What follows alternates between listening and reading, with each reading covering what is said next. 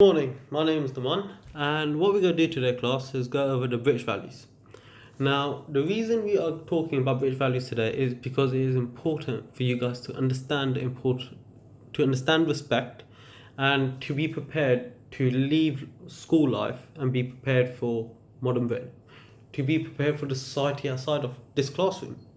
Okay, so what we're going to do today is discuss in pairs or in a group of three. What do you guys think make up the British values, and what do you think the British values are? So, as a class, we're going to have a class discussion on what the British values are.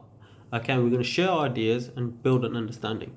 Now, the first one, it's democracy, which comes from the word Latin, in case you guys didn't know, and it means people power. So, what that shows is that people in the country, every citizen in the country, does have power. One way we exercise our power is through elections. So I know you guys are not old enough now because you guys are quite young, but people like me, people like your parents, if you do have older siblings, we are allowed to vote in elections. And what we can do then is vote to a party or to a person who's representing us, who we share common grounds with and belief systems with. From that, we could try and elect them to get into power so then our wishes go forward, go true, hopefully, fingers crossed. Okay, the second concept of the British values, it's individual liberty, which means human beings are free to make their own decisions. The third British value is the rule of law. So no matter who you are or anything like that, if you are in the UK and you live in the UK, everyone is equal in the eyes of the law and everyone does get treated fairly. Okay, and the last but not least, it's tolerance and respect for different faith systems and beliefs. We live in a multicultural society, in case you haven't figured it out, and we do have to respect and recognize others' beliefs and practices. Okay, so now what we're going to do is we're going to go through a couple of news articles and discuss as a class whether they represent British values or not. Now, the first one we're going to discuss is Tommy Robinson and his comments towards Islam. Do you guys think it represents the British values? Okay, now I'll give you guys a minute to discuss it in pairs and then we'll just do it as a class activity. So, as you know, guys, Tommy Robinson does make foul comments towards Islam, which is another belief system, and he basically believes that Islam is backwards and is not, it doesn't integrate with his belief system and his religion and Britain.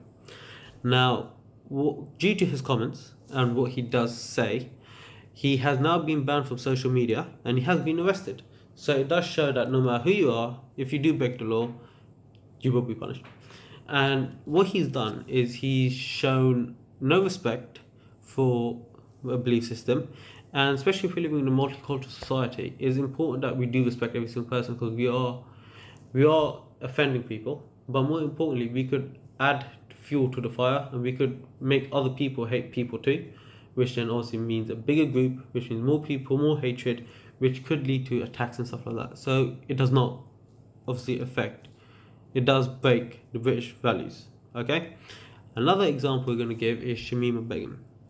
If in case you guys didn't know, she left the UK in 2015 as a teenager, just a couple of years older than you guys, and she left to join ISIS, a terrorist organization, and her passport was taken off her. Now, when her passport was taken off her, she no longer is British, so she's lost her citizenship. Now, the reason for this is because she does not respect British values. She left the country, first of all, which is fine.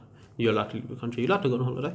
But when she left the country, she went to join a terrorist organization who had a belief system that was extreme. It was an extremist belief system. But what she also did is she didn't respect other people's beliefs. She didn't respect the rule of law. She didn't respect the idea of democracy. So obviously her citizenship was taken away because they just found everything she believed in to not be British and took a British citizenship away. Now, that is the end of the lesson. But the key take-home point today is respect. And what I want you guys to do, if you do have today, is when you go home, I want you guys to find examples of other ways we could participate in a democratic society other than elections. because next week we are going to talk about democracy and focus more on democracy.